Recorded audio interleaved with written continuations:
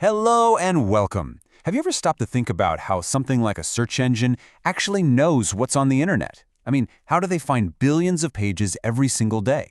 Well, they use something called a web crawler. And today, that's exactly what we're going to do. We're going to design one, right from scratch.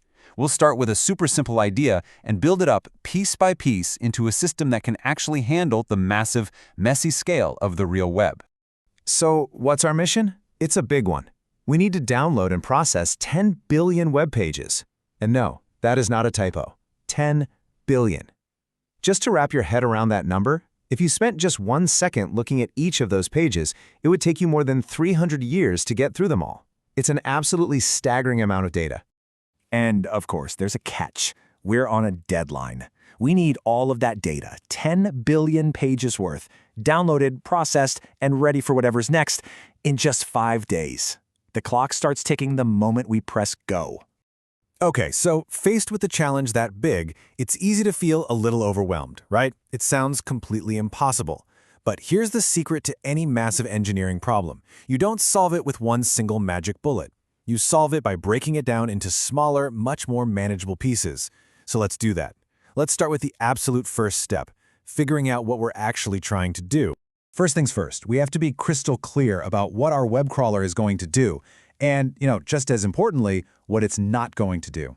In any kind of system design, defining your scope is probably the most critical first step. It draws a line in the sand and tells us exactly what success is going to look like. So, at its very core, this is all a web crawler is. It's just a bot that visits a web page, finds all the links on it, and then follows them to the next page and so on, just like you would browsing, but on a massive automated scale. But the why we're doing it is super important. Our goal here isn't just to visit pages. It's to extract all the raw text from them so we can train a large language model. The kind of mind-blowing AI that powers things like ChatGPT. And that focus is absolutely key. It means we're going to start with a list of initial URLs. We'll call them seed URLs. Our system's job, its only job, is to go to those pages, fetch the content, rip out all the text, and save it for the machine learning team. So as you can see, anything else, actually training the AI model, dealing with images or videos, trying to render complicated JavaScript, all of that is out of scope for today. We're focused. All right, let's roll up our sleeves and start designing. And the best way to tackle a complex system is to start with the absolute simplest thing that could possibly work. We'll build a basic version first, and then we'll get clever. We'll iterate on it, making it stronger and faster as we find its weak spots. The whole process, fundamentally, is just a loop that never stops. We have a big to-do list of URLs. In the world of crawling, this is called the frontier. So step 1, we grab a URL from the frontier. Step 2, we go out to the web and fetch that page's HTML. Step 3, we parse that HTML, pulling out the text we want and finding all the new links on the page. Step 4, we save that text somewhere. And finally, step 5, we add all those brand new URLs we just discovered back onto our to-do list. Then, you guessed it, we repeat, over and over and over again. Now that first design is nice and simple, right? But it's also incredibly fragile. I mean, the internet is a chaotic, messy place. Servers crash, networks get slow, web pages are broken. Failures aren't just a possibility, they are an absolute 100% guarantee. And our simple little design right now, it would shatter at the first sign of trouble. Seriously, think about it. In our simple loop, the crawler is just one single program doing everything. So what happens if that program crashes? Maybe the network times out while it's downloading a page. Well, the URL it was working on is gone from its memory, but the work never finished. The data was never saved. Poof, that work is just lost forever. At the scale we're talking about, we'd be losing thousands, maybe millions of pages every single day. That's not going to work. So this is our first major pivot. We have to move away from that brittle, monolithic design and create a multi-stage pipeline instead. Think of it like an assembly line. By breaking the process into smaller, independent stations, we can isolate failures. If one station has a problem, we don't have to throw out the entire car. We just fix the issue at that one station. It makes our whole system way more robust. So here's what that looks like. We'll have one service, the URL fetcher, whose only job is to grab the raw HTML. And here's the crucial part. It immediately saves that raw HTML to some kind of cloud storage, like Amazon S3. Only after that page is safely stored does a totally separate service, the extractor, come along to process it. See the difference?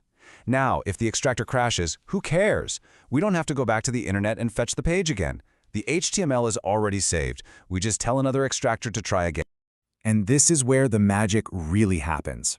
To manage the handoff between these services, we'll use a message queue, something like Amazon SQS. Here's how it makes our system bulletproof. When a worker, like our fetcher, grabs a job from the queue, the message doesn't get deleted. Instead, the queue just makes it invisible for a little while. We call this the visibility timeout. Now, if our worker crashes, that timeout eventually expires, and the message just reappears in the queue, ready for another healthy worker to grab it. It's amazing. And if the worker succeeds, it then tells the queue, okay, I'm done, you can delete this message for good.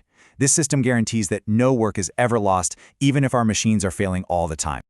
Okay, so our crawler is tough now. It's robust, it's fault-tolerant, but it's also kind of a jerk. We can't just unleash a fleet of machines to hammer websites with requests as fast as they can. That's basically a denial of service attack, and it's a fantastic way to get our entire operation blocked. We have to be good citizens of the internet. We need to crawl politely. And rule number 1 of polite crawling is this. You must obey a file called robots.txt. This is a standard file that website owners put on their servers to give rules to bots just like ours. You can think of it as the official rulebook for their site, and ignoring it is a really, really bad idea. So let's take a quick look at how to read one of these. User agent star basically means, hey, all bots, listen up. The disallow line tells us which parts of the site are off limits. But the crawl delay directive is super important for us. This rule says our crawler must wait a full 10 seconds between each request it makes to the server. Our system has to be smart enough to find this file, parse these rules, and obey them for every single website we visit.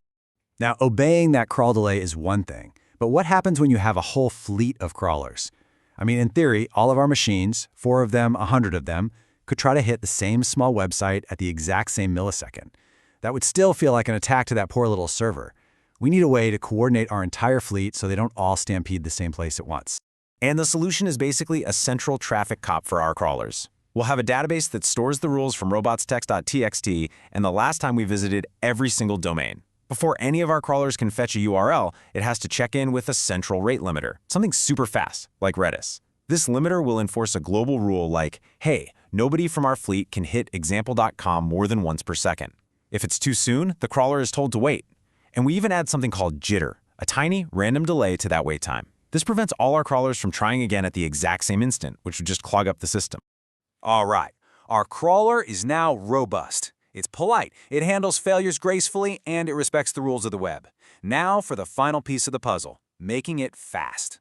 It is time to unleash the fleet and figure out how we're actually going to hit that 10 billion page goal in just 5 days. So let's do some quick back-of-the-envelope math. When you factor in all the real-world stuff like network delays and politeness rules, our estimates show that even a really powerful single machine would take over 15 days to finish the job. We totally miss our deadline. But here's the beautiful part. This kind of job is what we call embarrassingly parallel.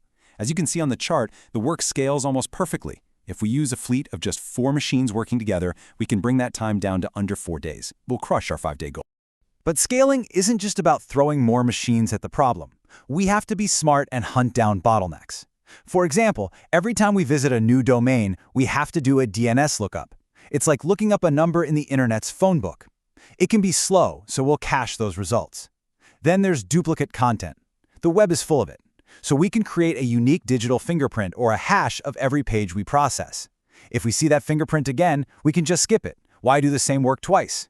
And finally, we have to avoid so-called crawler traps, things like a calendar with the next month link that goes on forever. By setting a max depth, we prevent our crawler from getting stuck in an infinite rabbit hole. So, here we are. We've designed a pretty sophisticated system that can crawl a huge chunk of the web. It's resilient, it's polite, it's efficient. But honestly, the final diagram isn't the most important thing to take away from this. The real lesson is in the process we follow to get here. You know, great system design is almost never about a single eureka moment. That's not a flash of genius. It's an iterative, methodical process. Notice we didn't try to solve every problem at once. We started with the simplest thing imaginable, found its biggest weakness, and then layered on a specific, thoughtful solution for just that problem. And then we did it again and again. This is the architect's mindset. This is the playbook you can apply to any large-scale problem. You start simple, then you actively try to break it. You ask, what's the weakest link? Where does this fall over first? Is it fault tolerance, politeness, speed? And for each weakness you identify, you iterate. You engineer a targeted fix, always thinking about the trade-offs that come with every decision you make. That is how complex, resilient, amazing systems are really built. We've built a really solid foundation. We've tackled the obvious problems, crashes, politeness, scale, but in the real world, no system is ever truly done. There are always more edge cases, more subtle problems hiding just beneath the surface. So I'll leave you with this question to think about. What potential failure point, what hidden trap have we not yet considered in our design? Problems hiding just beneath the surface. So I'll leave you with this question to think about. What potential failure point, what hidden trap have we not yet considered in our design?